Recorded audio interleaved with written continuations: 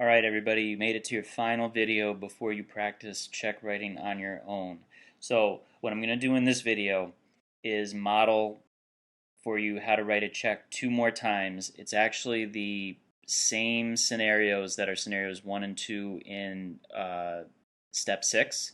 So, like I said, you'll be able to check your work after I show you how to do this on the video, and then what you will do is you'll do the final uh, two scenarios completely on your own. Okay, so you should be in step 5 right now. So let's get to it. Okay, so here's our check again. And again, what we're going to do is two scenarios together. So let's go to our first scenario. So when I get on the slide, I want you to read it, and then I'll read it again with you, and then we'll go right to the check writing. So read along. Welcome to the New York gubernatorial debate. I'll be your DJ this evening. Take it away. I represent the rent that's too damn high party. People are working 8 hours a day, 40 hours a week. Some a third job. Why? The rent is too damn high. The people I'm here to represent can't afford to pay the rent. Cause rent is too damn high. The people need to pay off right now. Can't even put lunch together. Only a government like a father of the house can put everything in control. The bottom line is the economic state of emergency is the way to go. The way to go. To go, go, go, go. This will reduce the cost. You cut the rent down. You cut the taxes down. You give business owners the chance to hire people. You give business owners the chance to hire people. That is it. Nothing else to be said. So, like the song says, the rent is too damn high. So Christopher Silva finally has his own apartment after he graduated college. His rent check is due June 1st. He currently lives at 1900 Ocean Parkway, apartment 4F, Brooklyn, New York, 11235. The rent for the month is $1,800 for his one-bedroom apartment in Coney Island. The apartment is managed by the realty company Baumrine & Baumrine Realty. The management company told him to make all checks payable to Martin Baumrine. So what is the information that we need for this check? So we first need the name of the person. Now, if you're writing checks, guys, it would be your name, but this is just for scenario purposes. The rent is due on June 1st, so that date matters. And like I said in the last video, that little trick I told you when it comes to paying rent, you want to make note of the apartment number. We need to know how much he has to pay, so the $1,800. Now this information here, it tells you who the realty company is, but like I said, they will always tell you who to make the check payable to. So that matters the most. So the fact that it's Baumrine & Baumrine Realty doesn't matter because the management company said you have to make the check payable to this man, Martin Baumrine. Okay, so now let's go and let's try to fill out this check based on the information that we have. So using black pen, and again, I'm sorry for that last time. Okay, so the date that it is due is June 1st, 2020. Pay to the order of Martin Baumrine. How much does he have to pay? $1,800 for the month. Make sure you put your cents in there. Now again, on this line we have to write out that amount, so we put 1,800 and 00 over 100. Draw your line, dollars. What's it for? June rent. The signature, so Christopher Silva. Sorry about the signature. And remember the little trick I taught you. Again, when you're paying rent, you should put the address down. So again, his address is 1900 Ocean Parkway, apartment 4F, Brooklyn, New York, 11235. Because like I said, there could be 1,000 Christopher Silvas living in that area. So what the management company cares about, the landlord cares about the apartment, right? As long as the landlord is getting that rent money for that apartment. So this just makes sure that like there's no confusion, right, with who's paying. Okay? So that's our check for Christopher. And again, this is scenario 1. So when you do that on your own, you can check the video to see if you did it the right way, because this is what it should look like. Okay, so now let's do one final one together.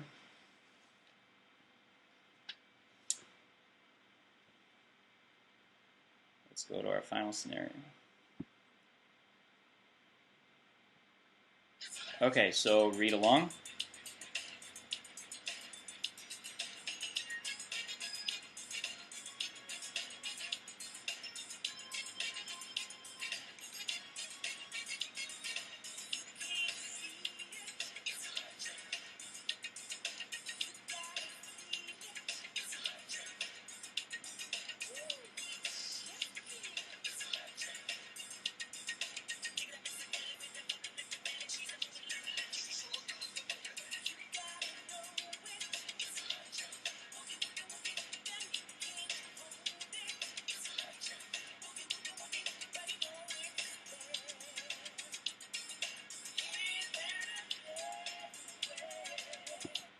Okay, I'm sure Shania will say that's trash like she usually says for all songs. Okay, but to read together now again, George A is on his phone 24/7, so he always needs it charged.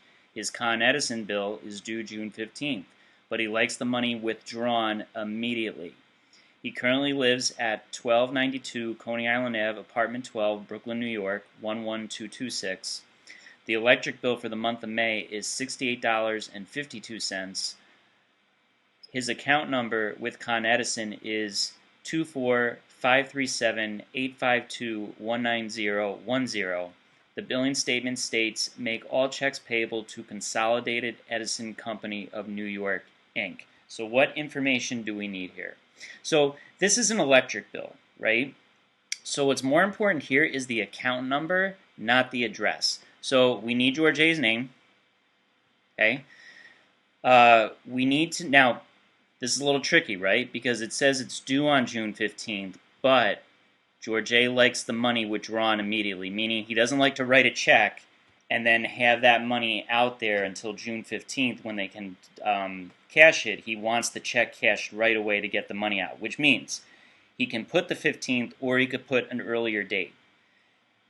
In this case, the address doesn't matter, because like I said, it's the account number that matters. So we need to know, we know that the bill is for $68.52, and then here's his account number. And I would say it's the same thing for gas bills or paying any type of bill.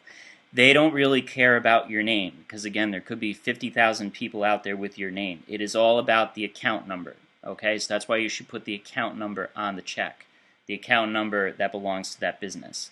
And then they tell you who to make the checks payable to, Consolidated Edison Company of New York. And remember, guys, when it says make check payable to, you have to write it out exactly like it says. So now let's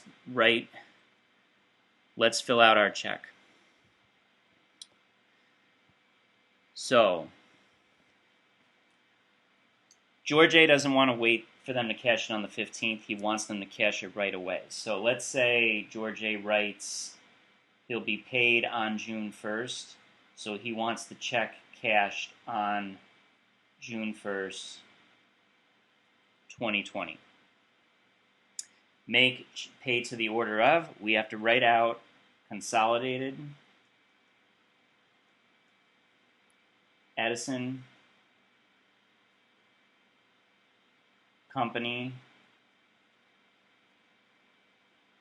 of New York, Inc. The check is for $68.52. Now we have to spell that out, so we got to write 68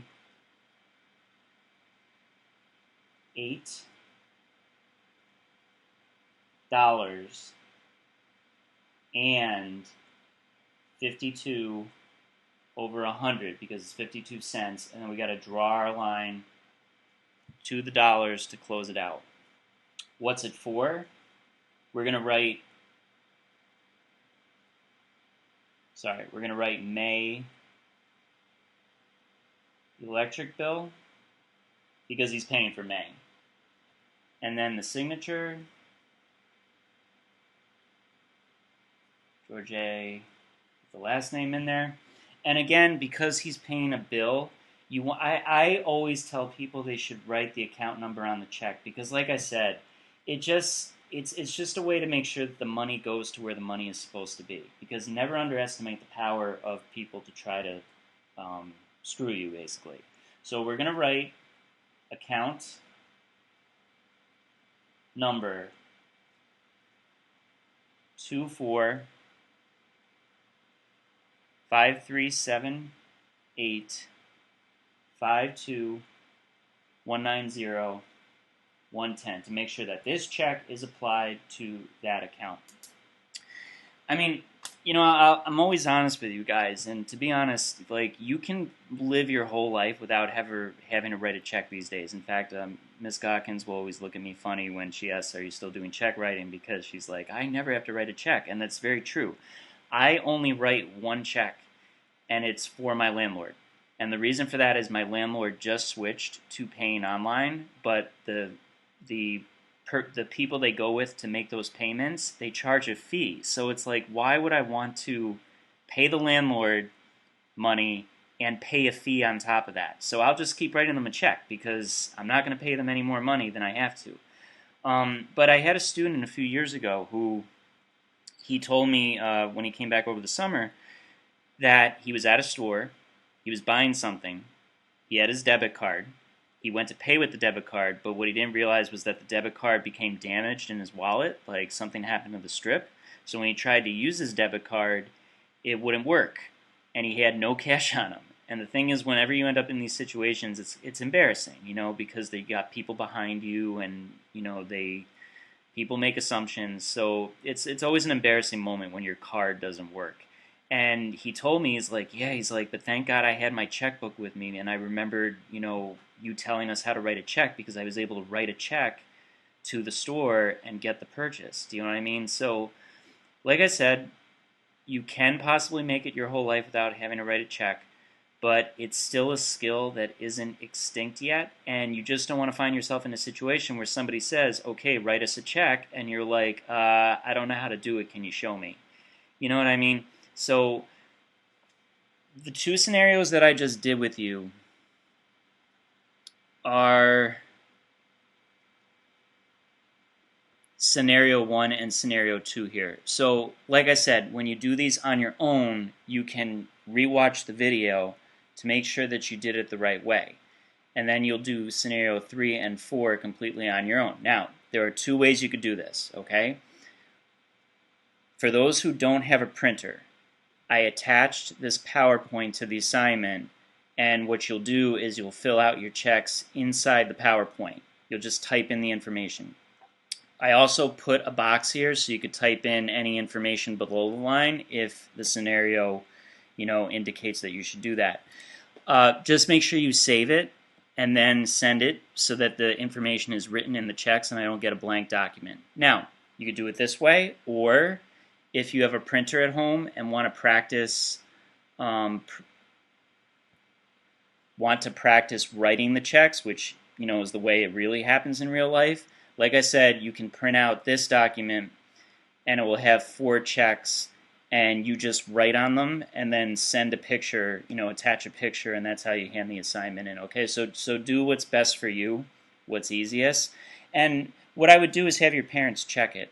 Your parents probably know how to write checks too, so have them check your work to make sure you did it correctly before you send it in.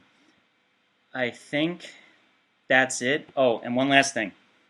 For those who are looking to open a bank account, I attached this reading right here, which will tell you exactly what you need to bring with you to open an account, especially if you're under 18. So you need photo ID, usually a social security number. It will tell you the other personal information, like maybe a birth certificate or things like that. If you're under 18, you will have to have somebody over the age of 18 with you, like a parent. So, this will give you all the information so that you can read it and feel confident on what you need to bring with you to open that bank account. And with that said, this finishes banking with us. We're going to start looking at investing next week, like CDs and other things. But if you have any questions, please feel free to reach out. Please talk to your parents about this, and I will talk to you guys soon. Take care, guys.